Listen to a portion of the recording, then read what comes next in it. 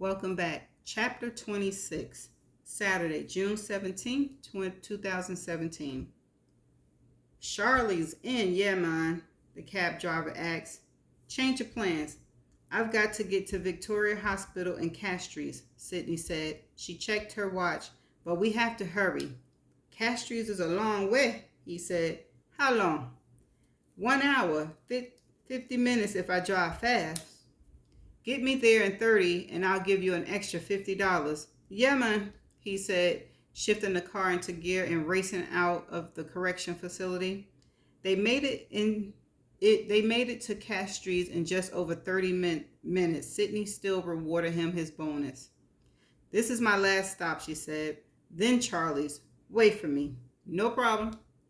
Sydney opened the back door and headed to the front entrance of Victoria Hospital. At the reception desk, she asked for directions to the mortuary. Are you here to make an identification? The woman asked. No, I'm here to speak with Dr. Mundy.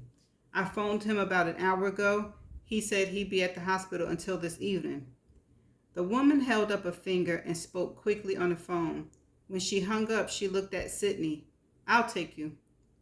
They rode the elevator to the basement and Sydney followed the woman through the corridors. Besides that, the hallways were dark and the creep factor a bit higher. The St. Lucia's mortuary wasn't much different from Dr. Cuddy's.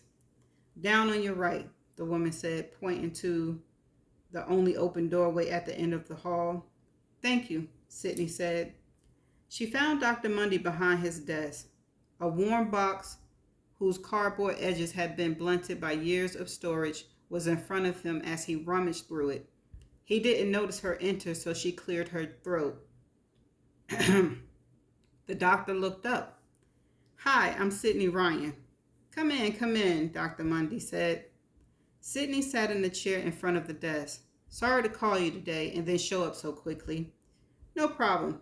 I think it is here, Dr. Mundy said, digging into the box. Yes, right here. The doctor pulled out a file folder and slowly turned the pages until he found what he needed.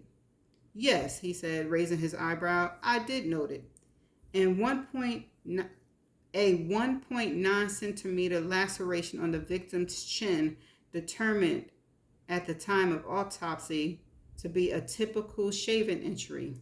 These wounds are not difficult to identify and are common autopsies finding, usually on the face of male patients, the legs of females.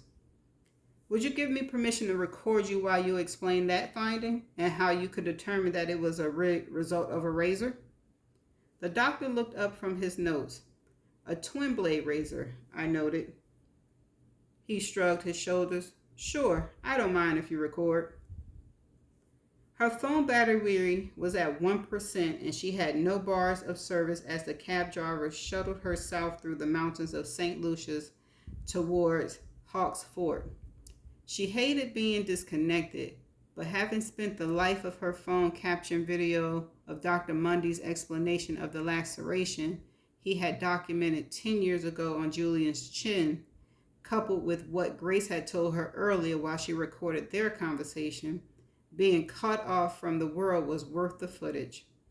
The video was raw, recorded on a combination of her iPhone and a small handheld camcorder, was sure to add the urgency of the episode she was imagining. She had stumbled across evidence overlooked during Grace's original trial and was now haphazardly recording her findings without the assistance of her camera crew. Coupled with the professional footage Derek had shot of Dr. Cuddy's demonstrations, Friday's episode had the potential to be a blockbuster. When they finally reached Charlie's Inn back near the airport, where she had met her driver earlier in the day, Sydney handed over the fare. He had a good day and never saw an island resort. She wheeled her small suitcase into the room and locked the door. After setting her phone to charge, she opened her laptop and booked a flight home for the next morning.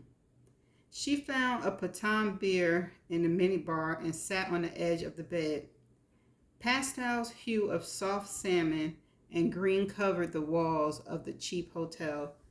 Sydney took a long swallow of beer and picked up the hotel telephone, listening to the series of prompts until her call was finally patched through to New York. Hello, Leslie Martin said. It's me, Sydney said.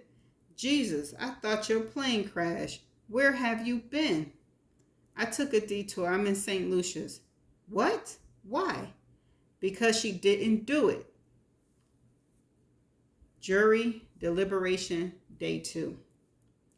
We need to discuss the blood evidence, Harold said from the head of the table. I don't believe her, the retired school teacher said almost before Harold was finished with his sentence. How could that much blood be present in the room, yet she has no idea how it got there? Well, Harold said in his calm, understanding voice, that's not exactly what was argued in court. But again, this is a good start to the discussion. Let's reread the transcript from her testimony and the cross-examination. We'll put the facts about the blood and the cleanup onto the chalkboard, like we did during our discussion of the murder weapon. Harold pointed to the green board behind them, covered now by white chalk dust after yesterday's spirited debate. And then, he said, we'll have more accurate discussions about the blood, the body, and the cleanup. That's the end of the chapter. Okay. I can breathe a sign of relief because it's sounding like Grace didn't do it and she got people to believe her. Sydney believed that she didn't do it. The evidence is pointing that she didn't do it. So what the heck St. Lucia was doing? Like, really? Did they want her? They wanted it to be over that fast, so they just accused her of it? Well, it is a foreign tourist area, so like they said earlier, they wanted to get away in quickly. Okay, so that's all I got for this chapter. We will be going into part 3.